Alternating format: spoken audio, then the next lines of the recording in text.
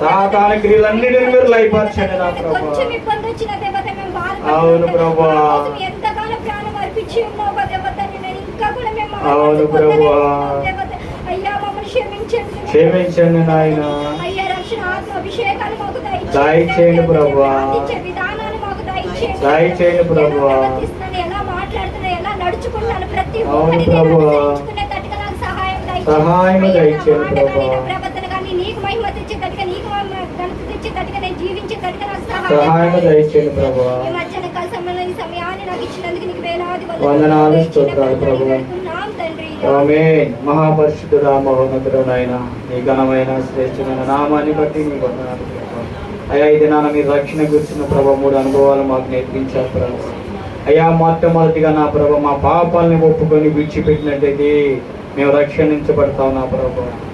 అయ్యా, రక్షణ అనుభవంలోకి మేము వస్తాం నా ప్రభావ. లేదా నా పాపాలు మాత్రమే దేవుడు మాత్రమే తీసివేయగలడని మేము నమ్మి విశ్వసించి నా ప్రభావ నిన్ను వెంబడించే వారిగా మేము ఉండాలి ప్రభావ. అయ్యా, అలా వెంబడించినప్పుడు నా ప్రభా ఈ లోకంలో ఎలాంటి దుష్టుడు మా మీద పన్నాగలు పడినప్పటికీ నా ప్రభా ఆ దుష్టుడి నుండి మీరు మమ్మల్ని రక్షిస్తారు కదా ప్రభా. అలా రక్షించబడే వారిగా మేము ఉండాలంటే నా ప్రభా మా జీవితం సరి చేసుకొని జీవించాలి ప్రభా. అయ్యా, ఈ లోకంలో అలాంటి దుష్టు నుండి మమ్మల్ని తప్పించి మమ్మల్ని అందరినీ మీరు రక్షించమని అనుకుంటున్నాను నా ప్రభా. అయ్యా, 3వదిగా నా ప్రభా ఇగో రాబో ఉగ్రత నుండి మేము తప్పించబడాలంటే మేము నీతిమంతులుగా, న్యాయవంతులుగా, యథార్థవంతులుగా జీవించాలి ప్రభా. అయ్యా, నీకు ప్రభా ఇగో ఈ రక్షణ అనుభవంలోకి మేము రావాలి ప్రభా. ఇదిగో మాకు తగినంత వరకే మీరు శ్రమలు పెడతారు ప్రభు, అంతకుమించి మీరు పెట్టరు ప్రభు. కానీ మేము నిలబడగలుగుతున్నామా లేదా, ఆ శ్రమలు మేము తట్టుకోగలుగుతున్నామా లేదా, మా జీవితాన్ని మేము పరీక్షించుకున్నప్పుడే రాబో ఉగ్రతను మేము తప్పించుకోగలుగుతాం నా ప్రభు. కాబట్టి అలాంటి ఉగ్రత మా మీద రానియకుండా నా ప్రభు రక్షణ జీవితంలో మేము జీవించడానికి సహాయం దయచేయమని, ఎన్న వాక్య ప్రకారంగా ప్రతి ఒక్కరు కూడా జీవించడానికి మీరు సహాయం దయచేయమని నజరేయుడైన జీవము గల యేసు పరిశుద్ధ నామములో ప్రార్థించి అడిగి వేడుకున్నాము తండ్రి. ఆమేన్. మంచిది పిల్లరా, మన మధ్యలో దైవజనులు రజలా శాస్త్రి గారు ఉన్నారు, వర్తమానం అందిస్తారు.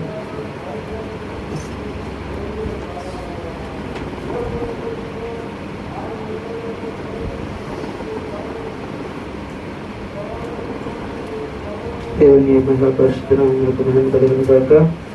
కూడి వచ్చిన మీ అందరికీ ప్రభువైన యేసుక్రీస్తు పేరిట హృదయపూర్వక వందనాలు తెలియజేస్తున్నాను. చిన్న ప్రార్థన చేసుకున్నాము. తలలో నుంచి కళ్ళు మూసుకున్నట్లయితే ప్రార్థన చేసుకున్నాము. ఈ సమయంలో చెప్పబోయేటువంటి వాక్యము కోసమే మహాపరిశుద్ధుడా, సర్వశక్తివంతుడా, నీ ఘనమైన నామమునకు వందనాలు, స్తోత్రములయ్యా. ఇంతవరకు నీ సన్నిధిలో మీరు తోడుగా ఉండి నడిపించారు. నీ పరిశుద్ధాత్మలో ఇంతవరకు నీ ఆరాధనను మీరు క్రమంగా జరిగించారు. ఏ దుష్టుడికి అధికారము లేకుండా నీ పరిశుద్ధాత్మతో మీరు నిలబడించిన విధానములకై నీకు స్తోత్రములయ్యా. తిరిగి మరలా ఈ సమయంలో కొద్ది నిమిషాలు నీ మాటలను మేము ధ్యానించుకోబోచుండగా నీ కాపుదల క్షేమము మాకు దయచేయండి. నీ సిలువ చాటును మరుగుపరుచుకొని చక్కటి జీవాహారము ద్వారా మీరు మాతో నేడు మాట్లాడమని నీ సన్నిధిలో ప్రార్థిస్తున్నాం ప్రభా. మీ సన్నిధి ఉంచండి, మీ కాపుదల దయచేయండి. ప్రతి దుష్టంధకార శక్తులను లయపరచమని నీ సన్నిధిలో అడుగుచు చెప్తున్నటువంటి మాటలు ప్రతి బిడ్డ నాది మాది అని గ్రహించుకునేటువంటి అనుభవం ప్రతి బిడ్డకి మీరు దయచేయమని, వినగలిగిన మనస్సు ప్రతి బిడ్డకి మీరు అనుగ్రహించమని, ఎక్కడ కూడా నిద్రాత్మలకు అధికారం లేకుండా ప్రతి దురాత్మలను లయపరిచి ప్రభువా నీ పరిశుద్ధాత్మ ద్వారా ప్రతి బిడ్డను నీ సన్నిధిలో మెలకుగా ఉండి నీ మాటలు యందు లక్ష్యం ఉంచేటువంటి బిడ్డలుగా మీరు చేయమని నీ సన్నిధిలో ప్రార్థిస్తున్నాం. సహాయం చేయండి. మీరు రెక్కల చాటున భద్రపరుచుకొని రానయ్యున్నటువంటి వారిని త్వరపడి మీ సన్నిధికి నడిపించండి. మేమంతా కలిసి నీ సన్నిధిలో పూర్ణ మనస్సుతో నేను స్తుతించి కనపరిచి మహింపరిచేటువంటి బిడ్డలుగా మమ్మల్ని చేయమని ప్రార్థిస్తున్నాం. ఎందుకంటే తండ్రి, ఎక్కడ 2-3 కూడిన నామమును స్తుతిస్తారు అక్కడ మీరు ఉంటారని చెప్పి ఉన్నారు. ఈ మధ్యాహ్న కాల సమయంలో తండ్రి చిన్న మందుగా చేరి నీ సన్నిధిలో నేను స్తుతిస్తున్నామయ్యా. నీ కృపగల హస్తాలతో భద్రపరుచుకునండి, కాపుదల దయచేయండి. చిన్న మంద భయపడుకోని చెప్పి ఉన్నావు. దేవా, ఈ దినమున ఈ చిన్న మంది యొక్క మొర మీరు ఆలకించండి. మీరు మాతో ఉండండి, నడిపించండి. నీ పరిశుద్ధాత్మ ద్వారా అనేక కార్యములు జరిగించబడుటకు మీరు సహాయమును దయచేయండి. ప్రతి దుశ్శక్తులను లయపరచమని, నీ పరిశుద్ధాత్మని ఇక్కడ అనుగ్రహించమని ప్రార్థిస్తున్నాం ప్రభువా. ప్రార్థిస్తుండగా తండ్రి, నీ అగ్ని వంటి మాటలు పరుగుచుండగా ప్రభువా, ఇక్కడ ఎలాగునైతే నీ పరిశుద్ధాత్మ పనిచేయాలో అట్టి పరిశుద్ధాత్మను సమృద్ధిగా సమస్తమును మీరు అక్కడ అనుగ్రహించమని ప్రార్థిస్తున్నాం. మీరే తోడుగా ఉండి నడిపించి, అధికారత వహించి నడిపించి అంతము వరకు కూడా మీరే తోడుగా ఉండమంటుంది. నజరేయుడైన జీవం కలిగిన యేసయ్య అతి పరిశుద్ధ నామములో ప్రార్థించి అడిగి వేడుకొంచున్నాము తండ్రి. ఆమేన్, ఆమేన్. నీ సన్నిధానములో సంపూర్ణ సంతోషం, ఆరాధించుకునే విలువైన అవకాశం. నీ సన్నిధానములో సంపూర్ణ సంతోషం, ఆరాధించుకునే విలువైన అవకాశం. కోల్పోయినవన్నీ నాకు ఇచ్చుటకును, నాదాల నుండి బ్రతికించుటకును. కోల్పోయినవన్నీ నాకు ఇచ్చుటకును, నాదాల నుండి బ్రతికించుటకును. నీవే రాకపోతే నేనేమైపోదును, నీవే రాకపోతే నేనేమైపోదును.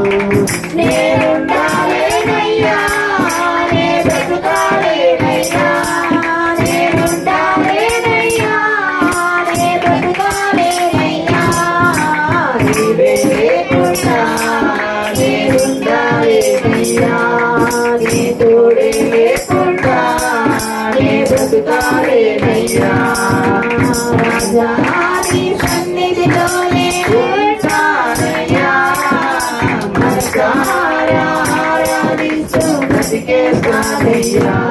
చాలు.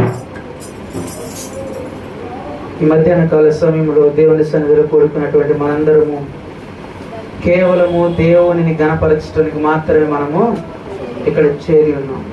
ఎవరిని గణపరచడానికి? దేవునిని గణపరచడానికి ఇక్కడ మనము చేరి ఉన్నాము. ఈరోజు మనుషుల యొక్క స్వభావము, క్రైస్తవులని పిలువబడుతున్నటువంటి వారి యొక్క హృదయం ఎలా ఉన్నదో తెలుసా? దేవుని గణపరచాలి, మమ్మల్ని కాదు మేము గణపరచుకోవాల్సింది అని చెప్పి తెలిసినప్పటికీ కూడా మానవుడు చేస్తున్నటువంటి మొట్టమొదటి తప్పు ఏంటంటే దేవుని సన్నిధికి వచ్చి దేవునిని గణపరచాలి. దేవుని సన్నిధిలో దేవుని గణపరచకుండా తమను తామే గణపరచుకున్నటువంటి వారుగా. కానీ మనము దేవుని సన్నిధికి వస్తుంది అసలు ఎందుకు వస్తున్నాము? దేవుని సన్నిధికి వచ్చిన మనము ఆయన మేలులు పొందుకోవడానికి, ఆయనను గణపరచడానికి, ఆయనకి కృతజ్ఞతాస్తుతులు చెల్లించడానికి దేవుని సన్నిధికి వస్తుంది. దేవుని బిడ్డలారా, పరిశుద్ధ గ్రంథంలో మనకి తెలుసు దేవుణ్ణి మాత్రమే కనపరచాలని చెప్పి. అయితే ఈ పరిశుద్ధ గ్రంథంలో ఒక పరిచయం చేస్తున్నాడు. ఏం చేస్తున్నాడంటే తనను తానే పొగుడుకుంటున్నాడు. చూడండి, లూకాసు వార్త 18వ అధ్యాయము, లూకాసు వార్త 18వ అధ్యాయము 11వ వచనం. లూకాసు వార్త, పరిసయ్యుడు నిలబడి దేవా, చోరులను, అన్యాయస్తులను, వ్యభిచారినైనా, ఇతర మనుషుల వలెనైనను, సుంకరి వలెనైనను ఉండనందుకు నీకు కృతజ్ఞతాస్తుతులు చెల్లించుచున్నాను. చాలు చూడండి ఏమంటున్నాడు అతనికి అతనే కనపరుచుకుంటున్నాడు. ఎలాగ చేస్తున్నాడండి? చోరుల వలనను, అన్యాయస్తుల వలనను, వ్యభిచారుల వలనను, ఇతర మనుషుల వలె నేను లేనయ్యా, అందుని బట్టి నీకు స్తోత్రం అయ్యా అని చెప్పి దేవుణ్ణి ప్రార్థిస్తున్నాడు. దేవుడు ఈ రోజు దేవుని సన్నిధికి వచ్చిన నీవు ఎలాంటి వాడివి, నువ్వు ఎలాంటి స్వభావం కలిగినటువంటి దానివి అని చెప్పి నీకు నీవు తీర్పు తీర్చుకుంటే సరిపోతుందా అని అడిగితే అస్సలు సరిపోయేటువంటిది కాదు. బైబిల్లో ఉంది, నీకు తీర్పు తీర్చేవాడు ఆయనే. ఆయన కనిపెట్టి చూచిన ఎడల ఎవడు నిలవగలడు? ఎవడు నిలవగలడు? తీర్పు తీర్చేటువంటిది మనుష్యుడి యొక్క పని కాదు. నీవు ఎలాంటి వాడివి, ఎలాంటి మనస్సు కలగవాడివి, నీవు మంచివాడివా, అన్యాయస్తుడివా, వ్యభిచారతరము కలిగిన వాడివా, వేరే వేరే వేరే రకమైనటువంటి స్వభావంతో నిండి ఉన్నటువంటి వాడివా అని చెప్పి నీకు తీర్పు తీర్చాల్సింది మానవుడు కాదు. మానవుడు కాదు. నీకు తీర్పు తీర్చాల్సింది ఎవరంటే ప్రభు అయినా యేసుక్రీస్తు. ఆయన తీర్పు తీర్చాలి నువ్వు ఎలాంటి స్వభావం కలిగిన వాడివి అని చెప్పి. మరి దేవుని సన్నిధికి వచ్చిన నీవు ఈ పరిచయుడి వల్ల ఇలానే బ్రతుకుతున్నావా? దేవుని సన్నిధికి వచ్చిన నీవు ఈ పరిచయుడి వల్లే, అయ్యా నీకు స్తోత్రం అయ్యా, ఈ వారం అంతా నాకు పని చేసుకోవడానికి మంచి ఓపికనిచ్చావు, చక్క డబ్బులు సంపాదించుకోవడానికి నువ్వు సహాయం చేసావు, వేరే వేరే పనులు చేసుకోవడానికి అక్కడ ఎక్కడ కూడా నేను పాపంలో పండేయకుండా ఉండడానికి నీవు సహాయం చేసావు, నీకు స్తోత్రం అయ్యా. నేను ఎవరికి కనపడకుండా ఒక 10,000 లంచం తీసుకున్నానయ్యా, నీకు స్తోత్రం అయ్యా. ఎవరికి కనపడలా, నాకు మాత్రమే, ఆయనకి మాత్రమే తెలుసు. నేను దొంగలు ఇచ్చానయ్యా, ఎవరికి కనపడలా, నాకు మాత్రమే తెలుసు. వేరే వేరే పని చేశానయ్యా, అది నాకు మాత్రమే తెలుసు అని చెప్పి నువ్వు అనుకుంటున్నావు. అది నువ్వు ఘనతగా భావిస్తున్నావు. నిన్ను నువ్వు ఘనతగా భావిస్తున్నావు. అది ప్రియ దేవుని బిడ్డలారా, దేవుని వాక్యం ఏం సెలవిస్తుందంటే, మొదటిగా దేవుని సన్నిధికి వచ్చిన నిన్ను నీవు కనపరుచుకోవటం కాదు, దేవునిని కనపరుచుకో. తనను తాను తగ్గించుకున్నటువంటి వాడు హెచ్చించబడతాడు. మరి దేవుని సన్నిధికి వస్తున్నటువంటి నీవు దేవునిని హెచ్చించడానికి వస్తున్నావా, నిన్ను నువ్వు హెచ్చించుకోవడానికి వస్తున్నావా? నిజముగా దేవునిని హెచ్చించాలనేటువంటి ఉద్దేశంతో దేవుని సన్నిధికి వస్తే నిన్ను నువ్వు పూర్తిగా మర్చిపోతావు. నీ హోదా మర్చిపోతావు. నీ యొక్క ఉద్దేశము, లేకపోతే నీ యొక్క ఏదైతే నీకు ఒక క్యాడర్ ఉందో, నీకు ఒక ఉద్యోగం ఉందో, వాటన్నిటిని మర్చిపోతావు. మరి ఏం చేశారో తెలుసా? ఘనులేమి, అల్పులేమి, రాజులేమి అందరూ గోనె పట్ట కట్టుకుని ఉపవాసం ఉండి బూడిదలో కూర్చొని ప్రార్థన చేస్తారు. చూడండి, రాజులేమి, ఘనులేమి, అల్పులేమి అందరూ కూడా వారి హోదాని మర్చిపోయారు. మరి ఈ రోజున నువ్వు ప్రార్థించడానికి, దేవుని గణపరచడానికి నీ హోదా అడ్డం వస్తుందేమో, నీ ఉద్యోగం అడ్డం వస్తుందేమో, నీ జీవితం అడ్డం వస్తుందేమో. ఏది అడ్డం వస్తుందో చూసుకో. దేవునిని గణపరచాల్సినటువంటి వాడివి నువ్వు దేవుని సన్నిధికి వచ్చిన నిన్ను నువ్వు ఎత్తి చూపించుకుంటున్నావు, నిన్ను నువ్వు గణపరుచుకుంటున్నావేమో. అది తప్పు. బైబిల్ గ్రంథం సెలవిస్తుంది, ఆ పరిచయుడు వంటి స్వభావం కలిగినటువంటి వారుగా మనం ఉండకూడదు. ఆ పరిచయుడు వంటి స్వభావం కలిగినటువంటి వారు ఎప్పుడైతే దేవుని సన్నిధికి వచ్చి ఆయన ఎందుకు భయభక్తులు కలిగి ఆయన్ని కనిపెట్టి చూస్తావు, ఆయన సన్నిధికి వచ్చిన నీవు భయభక్తులు కలిగి ఆయన కనిపెట్టి చూస్తావు. కీర్తనల గ్రంథంలో ఉంది, యెహోవా యందు భయభక్తులు కలిగిన వారికి దాచి ఉంచిన మేలులు ఎంతో గొప్పవి. గొప్ప మేలులు దాచి ఉంచాడు ఆయన. ఎటువంటి మేలులు దాచి ఉంచాడో తెలుసా? నీ కోసం, నా కోసం ఏ మేలులు దాచి ఉంచాడో తెలుసా? నీవు నేను ఒక పెన్ను కావాలని కోరుకుంటున్నావేమో, దేవుడు దీనంతటికి 2 అంతల ఆశీర్వాదముతో నిన్ను దీవించాలని చెప్పి దేవుడు ఆశిస్తాడు. అంతకంతకి ఎత్తుగా నిన్ను దేవుడు ఉంచాలని ఆశిస్తున్నాడు. కానీ నీ ఉద్దేశం ఎలా ఉంది? ఆయన ఎందుకు భయభక్తులు కలిగినటువంటి స్వభావంగా నీ ఉంది. దాచి ఉంచిన మేలులు గొప్ప మేలులుగా ఉన్నాయి. ఆయన ఎందుకు దాచి ఉంచిన మేలులు, అటువంటి దాచి ఉంచినటువంటి మేలులు ఎలాంటి మేలులు ఒక నేను తెలియజేస్తాను. పేతురు రాసినటువంటి మొదటి పత్రిక, దాచి ఉంచినటువంటి మేలుల కోసం అండి అనుదినము కూడా మనల్ని మనము తగ్గించుకొని ప్రార్థించుకోవాలి దేవుని సన్నిధిలో. పేతురు రాసినటువంటి మొదటి పత్రిక 1వ అధ్యాయము 4వ వచనం చదువుదాం. మొదటి పేతురు రాసినటువంటి పత్రిక 1వ అధ్యాయము 4వ వచనం.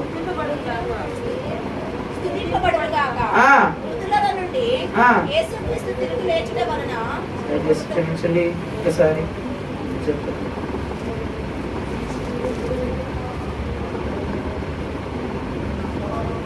వాడబారనిది, నిర్మలమైనది, అక్షయమైన వారసత్వము మీ కొరకు పరలోకమందు నిల్వ చేయబడి ఉన్నది అని చెప్పి ఉంటది. చూడండి, అక్కడ ఎక్కడుంది? పేతురు రాసినటువంటి మొదటి పత్రిక 1వ అధ్యాయము 4వ వచనంలో లేదా? సరే చూద్దాం. ఆ, కాదులేండి, అది కాదు. నాకు ఇక్కడ పేదరు మొదటి గ్రంథం అది అది అది అది అది చదవండి. ఎంత అది రిఫరెన్స్ ఎంతండి? అది అది చదవండి. అక్షయమైనది నిర్మలమైనది వాడబారనిది అయినయు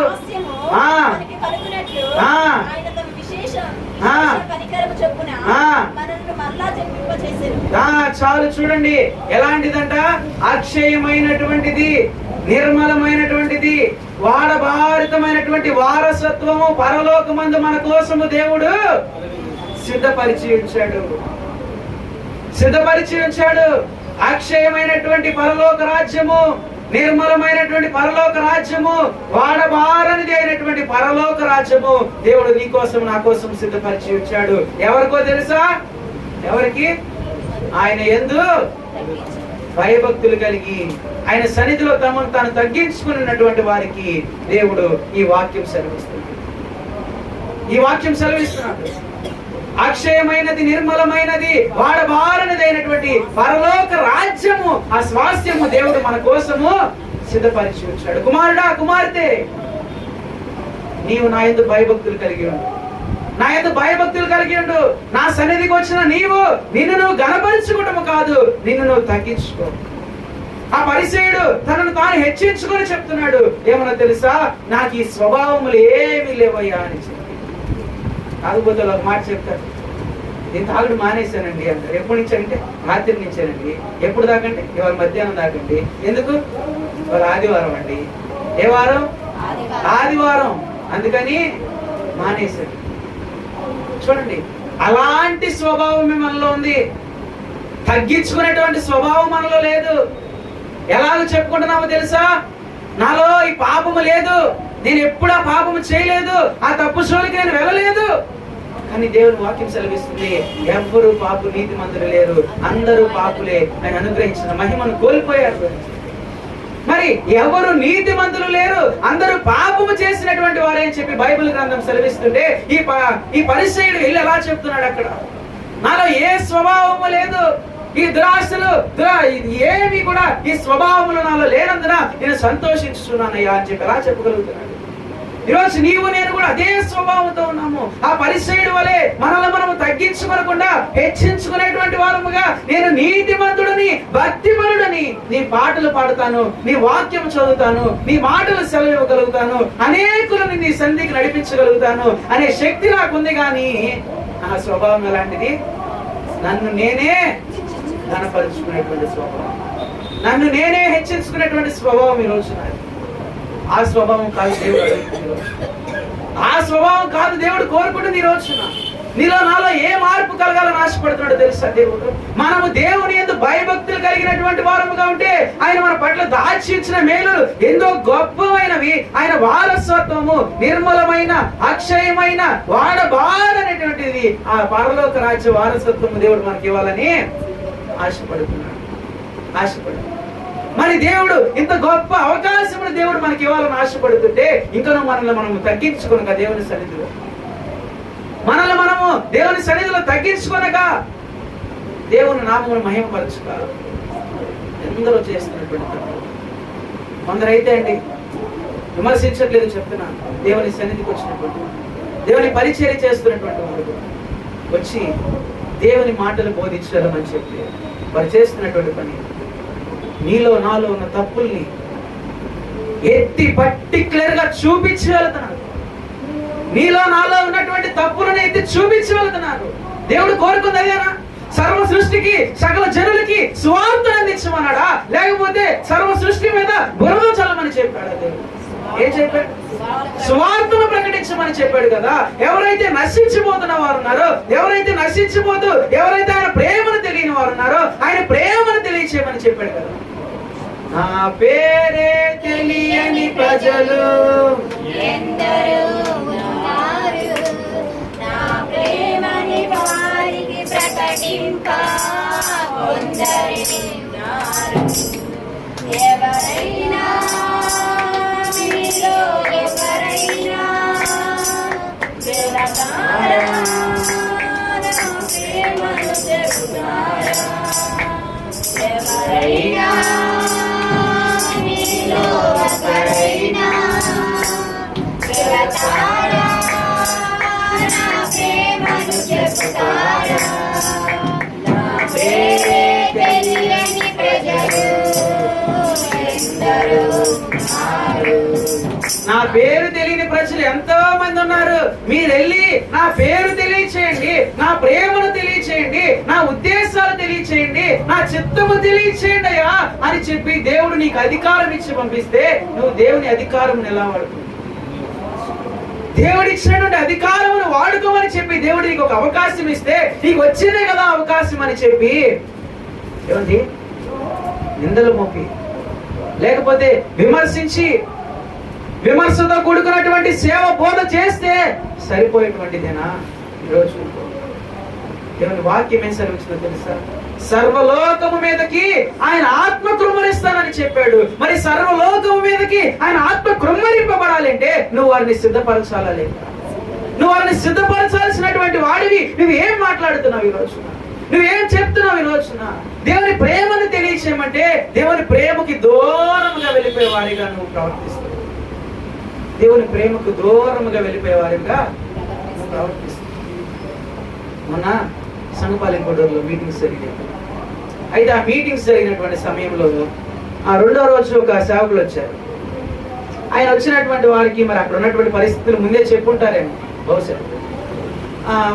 మొదటి రోజు రెండో రోజు బాగా జనం వచ్చారు. 200 మంది దాకా 150 మంది దాకా వచ్చారు.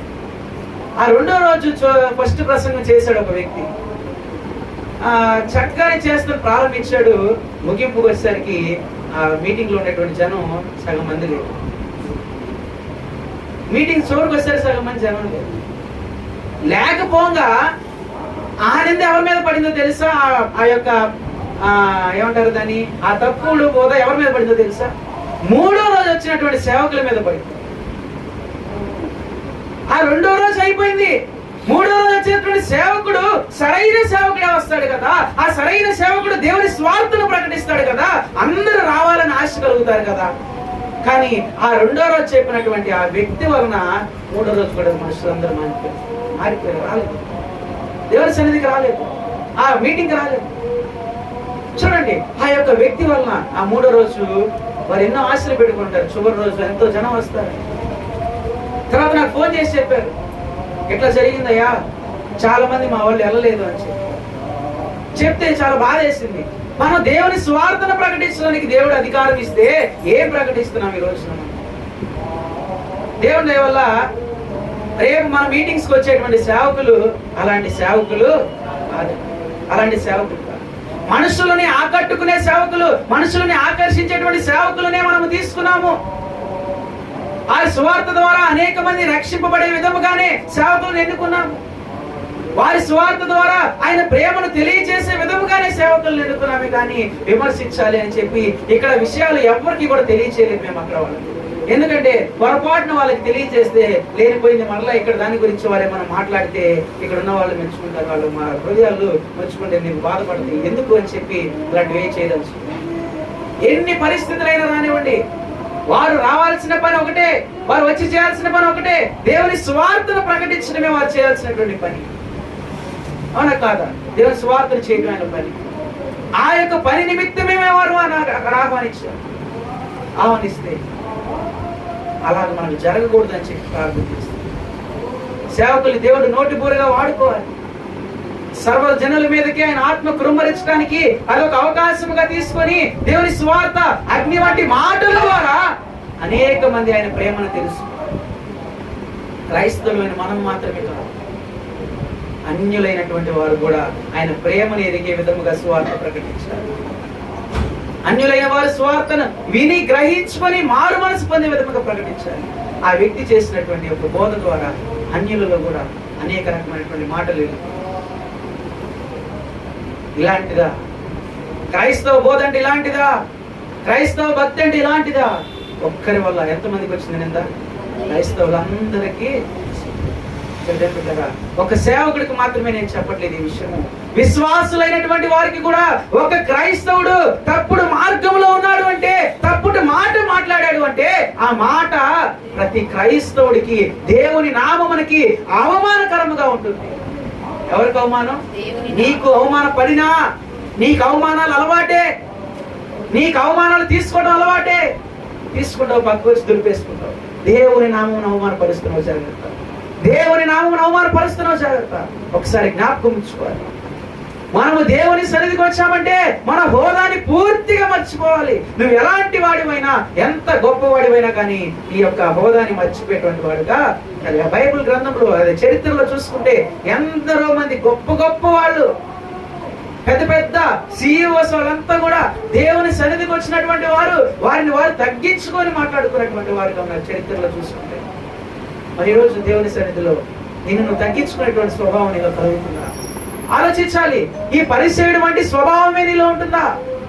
ఏం చేస్తున్నాడు ఈ పరిసయుడు? తర్వాత 12వ వచనం చదవండి.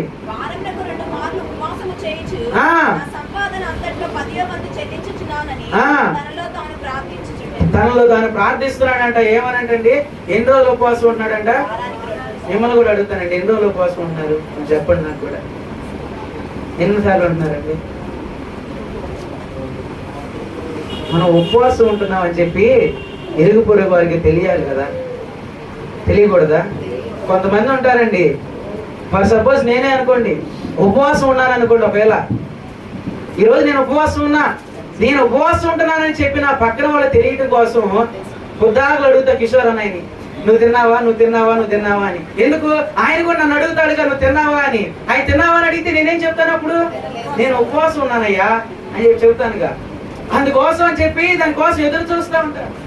ఉపవాసం ఉంటున్నారని చెప్పి చెప్పుకోవాలని చెప్పి ఆశపడుతూ ఉంటారు, అందరికి తెలియచేయాలని ఆశపడుతూ ఉంటారు, నేను ఉపవాసం ఉంటున్నాను అని చెప్పి. రోజు నువ్వు ఉపవాసం ఉంటుండే ఎవరికి తెలియాలి? దేవునికి మాత్రమే తెలియాలి. నరమాత్రుడికి కూడా నీవు ఉపవాసం ఉంటున్నావని చెప్పి తెలియదు. ఎవరికి కూడా నువ్వు ఫాస్టింగ్ చేస్తున్నావు అని చెప్పి తెలియడానికి వీల్లేదు. దేవునికి నీకు మధ్య ఉన్నటువంటి సంబంధాన్ని పెంచుకోవడానికి నువ్వు ఉపవాసం ఉంటున్నావు. మనుషులతో కాదు నీ సంబంధం పెంచుకోవడానికి ఉపవాసం ఉండాల్సింది. కొంతమంది అంటారు, ఈరోజు నా భార్య అన్నం తినలా, అందుకే నేను తిన్నాను అన్నం. నా భర్త అన్నం తినలా, నేను తిన్నాను. నా కుమార్తె, నా కుమారుడు అన్నం తినలా, నేను తిన్న ఈరోజు అన్నం. ఎవరి కోసం నువ్వు తినకుండా ఉంటున్నావు? ఎవరి కోసం ఉంటున్నావు? నీ కుమారుడు, నీ భర్త, నీ కుమార్తె కోసం నువ్వు తినకుండా ఉపవాసం ఉంటున్నావే. దేవునితో నీ సంబంధము బలముగా చేసుకోవడానికి దేవుని కోసం ఉపవాసం ఉంటున్నావా? నీ సంబంధము దేవునితో బలపరుచుకోవడానికి ఉపవాసం ఉంటున్నావా? లేదు. మనుషుల కోసం కాదు ఉండాల్సింది, దేవుని కోసం ఉండి ఉపవాసము.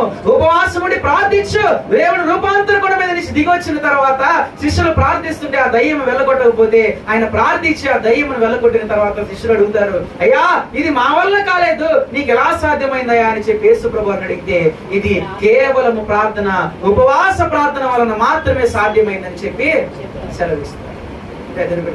ప్రార్థన ద్వారా, ఉపవాస ప్రార్థన ద్వారా ఎన్ని మేలులు చూడండి. దయ్యములు వెళ్ళగొట్టబడతాయి, చీకటి శక్తులు బంధింపబడతాయి, నీలో ఉన్నటువంటి ప్రతి బలహీనత ఏదైతే ఉన్నదో దాని నుంచి విడిపించగలుగుతాం. తగ్గించుకొని ప్రార్థించి అక్కడ కూడా తగ్గించు. ఉపవాసం ఉంటున్నాం అని చెప్పి తెలియచేయడం కాదు. మరి ఏం చేస్తున్నాడు పరిచయం? ఏం చేస్తున్నాడు? మళ్ళా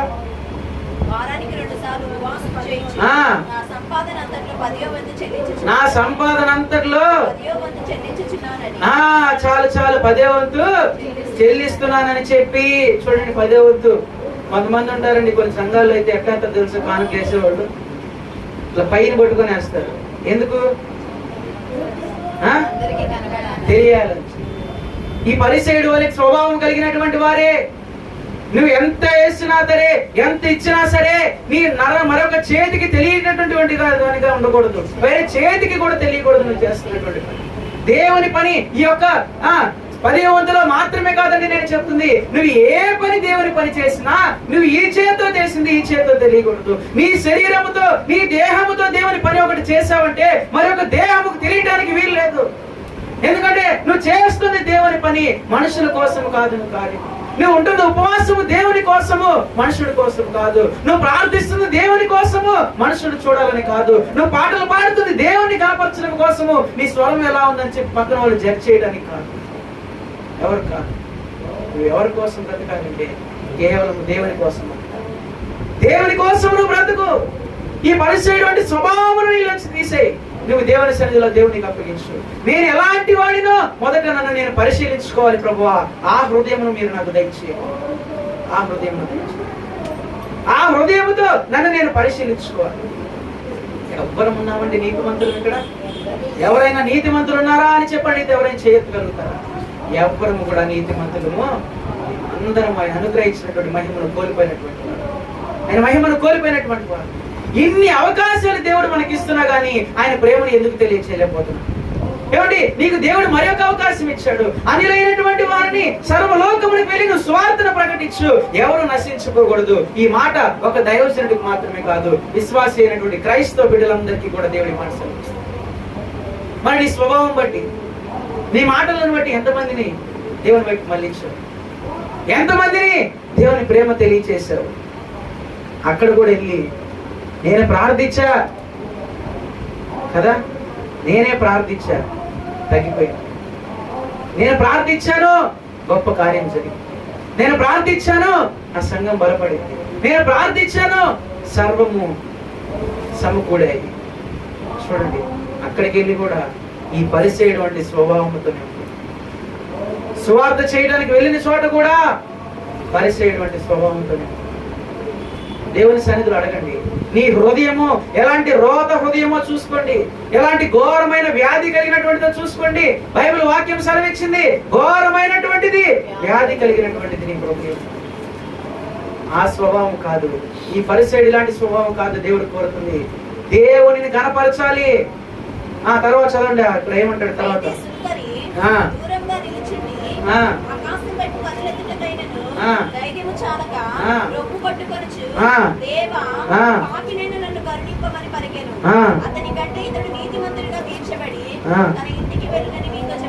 ఏదక్క చదువుతుంది? లూకాసు వార్తనా? సరే, అక్కడ ఏం చెప్తాడంటే మనల్ని మనము తగ్గించుకోవాలి, దేవుని నామముని గణపరచాలి, దేవుని నామమునికే హెచ్చించే విధముగా మనం దేవుని సన్నిధిలో ఉండాలి అని చెప్పి పరిశుద్ధ గ్రంథంలో ఉంది. మరి దేవుని సన్నిధికి వచ్చిన నీవు నిన్ను తగ్గించుకుంటున్నావా? ఎవ్వరు కూడా దేవుని సన్నిధికి వచ్చినటువంటి వారండి, నేను చాలా మందిని గ్రహించాను. కానీ దేవుని సన్నిధికి వచ్చినటువంటి వారు వారి హోదాను బట్టి వారు జీవిస్తారే కానీ తమను తాము తగ్గించుకొని ఉండాలని చెప్పి ఎవరు ఆశపడరు. అది మత్తయి సువార్తలు అనుకుంటా ఉంటది, తమను తాము తగ్గించుకున్నటువంటి వాడు హెచ్చించబడతాడు. సరే, నేను లోకా సువార్తలో చూడమన్నాను. మత్తయి సువార్తలో తమను తాము తగ్గించుకున్నటువంటి వాడు హెచ్చించబడతాడు. కానీ ఎవరైతే చదువుతారు అది తగ్గింపబడననియు హెచ్చించబడననియు చెప్పాను. చాలు, చూడండి, ఎవరైతే నువ్వు దేవుని సన్నిధిలో తగ్గించుకొని బ్రతుకుతావో ఎక్కడ హెచ్చించాలో దేవుడు నిన్ను అక్కడ హెచ్చిస్తాడు. దేవుని సన్నిధిలో నిన్ను నువ్వు హెచ్చించుకున్నావు అనుకో, దేవుని సన్నిధిలో నిన్ను నువ్వు గణపరుచుకున్నావు అనుకో, దేవుని సన్నిధిలో నిన్ను నీవు నీ యొక్క సొంత డబ్బాను కొట్టుకున్నావు అనుకో, ఎక్కడ దింపాలో అక్కడ దింపుతాడు నిన్ను. ఎక్కడ దింపాలో అక్కడ దింపుతాడు నిన్ను. ఎక్కడ 10 మందిలో నువ్వు ఉద్యోగం చేస్తున్నావో, 10 మందిలో పని చేస్తున్నావో, ఆ పని చేస్తున్నటువంటి దగ్గర నిన్ను అవమాన పాలు చేస్తాడు.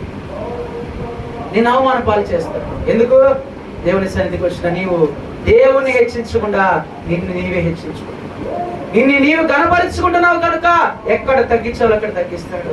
10 మంది నిలిచి ఉన్న చోట అవమానపరుస్తాడు. 10 మందితో ఉన్నటి చోట అక్కడ కూడా నిన్ను దేవుడు అవమానపరుస్తాడు. నువ్వు ఉద్యోగం చేస్తున్న చోట దేవుడు అవమానపరుస్తాడు.